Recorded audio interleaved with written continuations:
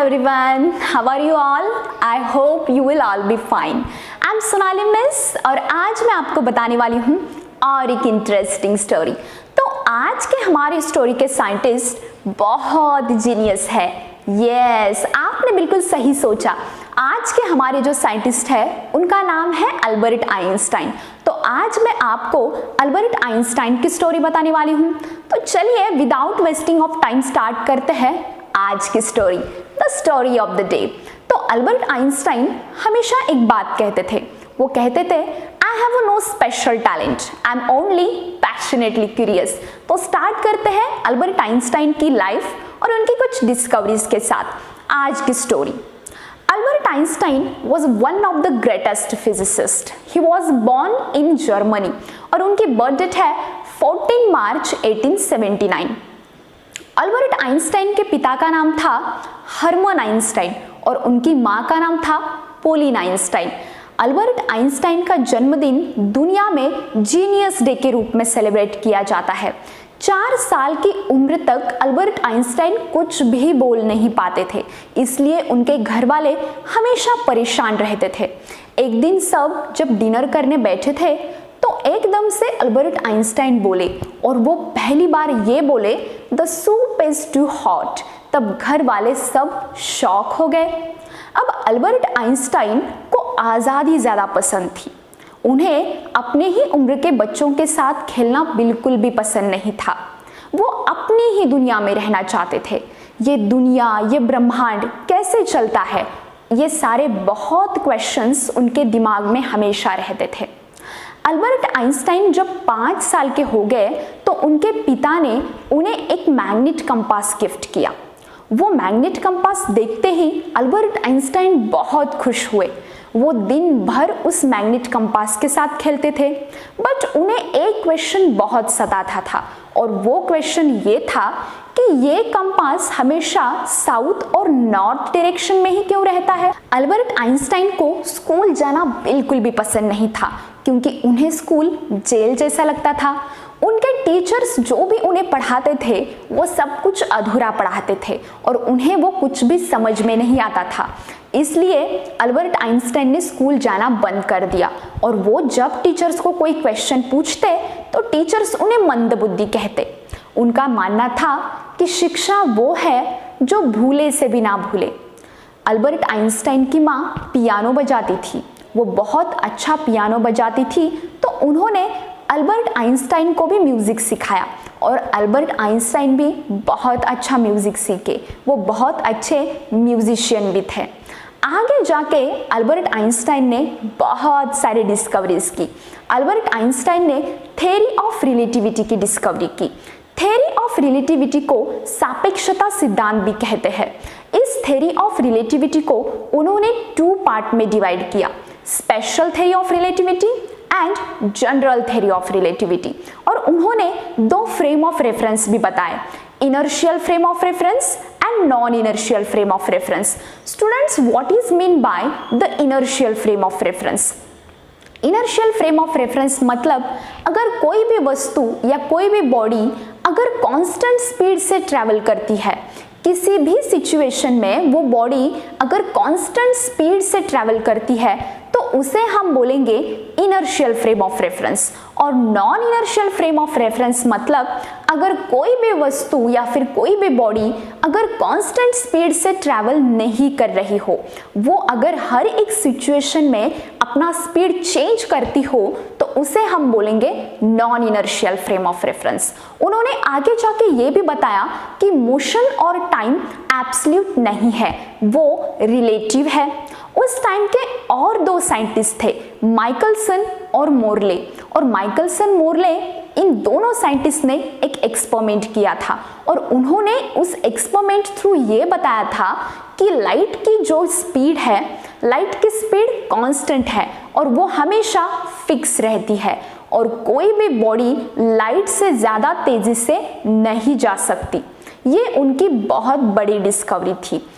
Albert Einstein अपनी special theory of relativity से ज़्यादा संतुष्ट नहीं थे, इसलिए उन्होंने जनरल थ्योरी ऑफ रिलेटिविटी की डिस्कवरी की।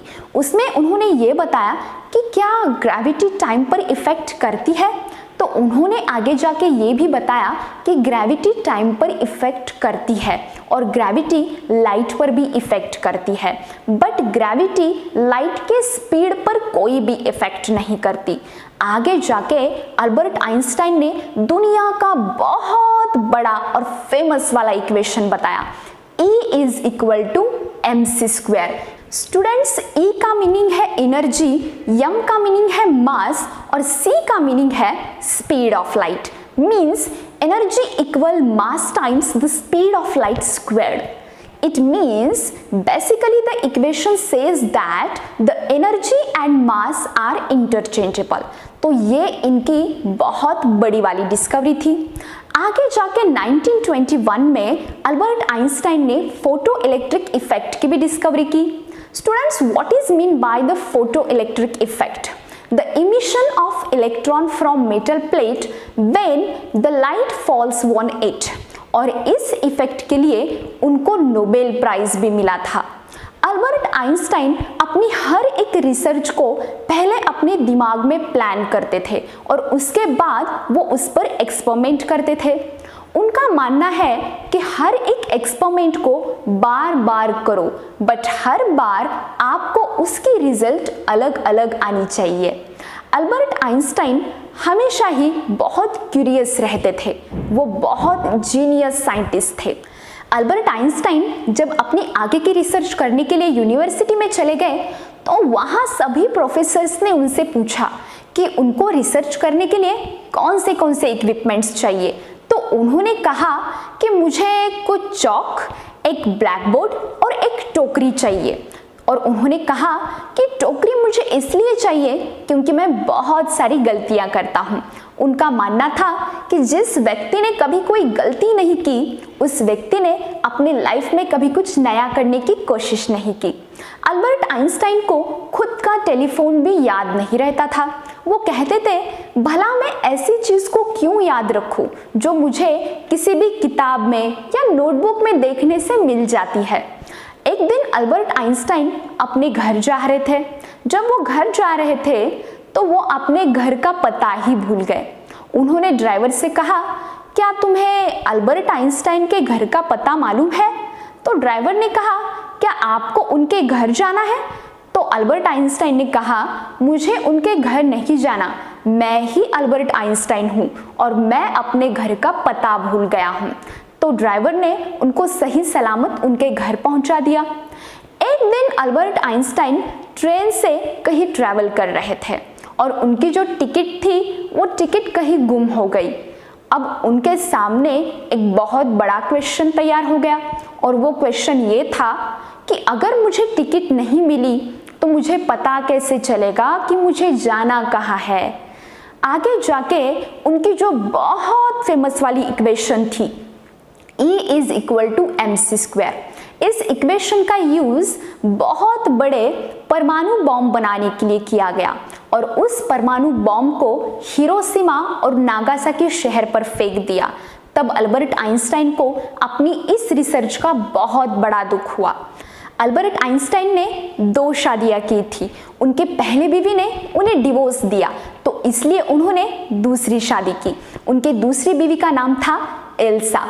आगे जाके जब अल्बर्ट आइंस्टाइन की डेथ हुई तो उनके डेथ के बाद उनके ब्रेन को निकाल दिया गया था और थॉमस हार्वे नाम के एक डॉक्टर ने उस ब्रेन को स्टोर करके रखा था। उसके बाद उन्होंने उस ब्रेन को छोटे छोटे पार्ट में कट किया और सभी साइंटिस्ट के पास उस ब्रेन को रिसर्च करने के लिए भेज दिया। आफ्टर रिसर्च ये बात पता चली कि अल्बर्ट आइंस्टाइन के ब्रेन में बहुत ज़्यादा सेल्स मौजूद थे as compare to the normal human being. तो ऐसे हमारे अल्बर्ट आइंस्टाइन थे। अल्बर्ट आइंस्टाइन हमेशा कहते थे, मैं उन लोगों का शुक्रिया अदा करना चाहता हूँ जिन्होंने मुझे हेल्प नहीं किया और मैंने खुद के काम खुद किए।